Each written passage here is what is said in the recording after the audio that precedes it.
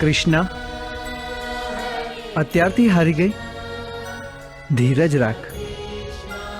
હજુ તો તારે ઘણું સહન કરવાનું બાકી છે. મેં પણ સહન કર્યું હતું ને. જેલમાં જન્મ્યો, મા બાપથી છૂટો પડ્યો, પાલક માતા પિતા સાથે રહ્યો અને એમને પણ છોડવા પડ્યા. મિત્રો, ગોવાળો, ગોપીઓ અને અંતે રાધાને પણ છોડવી પડી.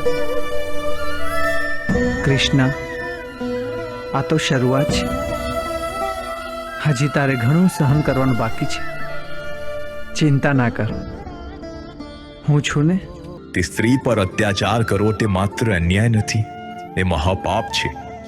જે જગ્યાએ સ્ત્રીનું સન્માન થાય છે ત્યાં દેવતાઓ વસે છે, પણ જ્યાં સ્ત્રીનું અપમાન થાય છે ત્યાં વિનાશ નિશ્ચિત છે.